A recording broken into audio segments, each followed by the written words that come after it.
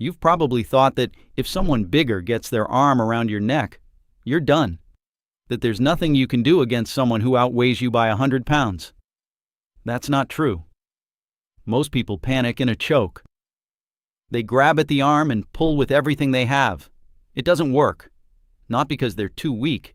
It's because they're trying to outmuscle a mechanical lock with raw strength. That's the wrong game. The truth is this. Choking someone requires a very specific position, and any specific position has a specific weakness. Your job isn't to be stronger. Your job is to find and attack that weakness. Size stops mattering the moment you do. Let me show you how. There are two choke situations you're most likely to face. Someone grabbing your throat from the front, and someone locking their arm around your neck from behind. Both have different mechanics. Both have a simple escape. We'll cover them one at a time. Let's start with the front choke. This is when someone faces you and grabs your throat with both hands. Here's what most people do. They grab the attacker's wrists and try to pry the hands off. It almost never works. The attacker is pushing in. You're pulling out. Their arms are straight and rigid. Yours are bent and weak. You're fighting their strength with your worst angle. Here's what actually works. Your hands come up and drive straight into the gap between their arms, near the inside of their elbows.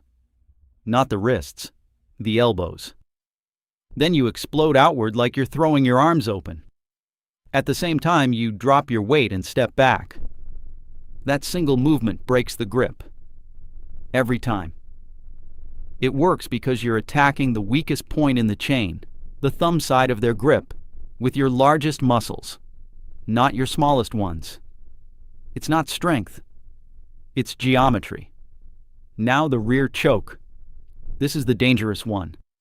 Someone comes from behind and locks their arm across your throat. The first thing your body wants to do is panic. Resist that. Panic burns oxygen. You don't have much time, so every second counts. The first move is your chin. Drop it immediately. Tuck your chin straight down to your chest. This does something important. It places your jaw between the attacker's arm and your throat. That small gap is the difference between immediate pressure and a few precious seconds to escape. At the same time, grab their choking arm with both hands and pull it down toward your chest. Hard. You're not trying to remove it. You're just fighting to keep that gap open. Now here is the move that ends the choke. Step out to one side, toward whichever arm is across your throat. Plant your foot, drop your weight, and turn your whole body into them. You're not pulling away.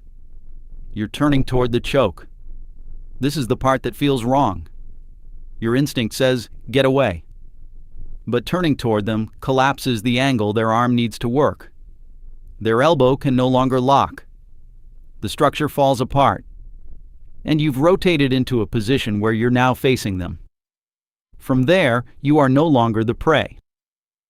There's one principle behind both of these escapes, and it's worth understanding clearly. A choke is not about force. It's about angle.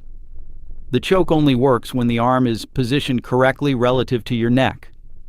Change the angle, and the choke loses its power completely. That's why a smaller person can escape a larger one. You don't need to match their strength. You just need to ruin their geometry. Tuck the chin, attack the weak point of the grip, and move to collapse the angle. That's all it is. To build this into your body, you don't need a gym or a partner every day. Drill the movements alone. Practice dropping your chin the instant you bring your hands up. Practice the arm explosion for the front choke until it becomes one single fast motion, not two separate steps. Practice the side step and turn until you stop thinking about it. A technique you have to think through in the moment is a technique that won't work under stress. The goal is to make this automatic. Like ducking when something comes at your face. You don't decide to do it. It just happens. For most people, a few weeks of slow drilling builds that reflex. And once it's in your body, it stays. No one is too small to escape a choke. No one is too old. No one is too untrained. The attacker is counting on panic and strength to keep them in control. Take those away, with a chin tuck, a leverage break, and one clean turn, and the hold is already gone. The size gap doesn't disappear, but the advantage it gives them does.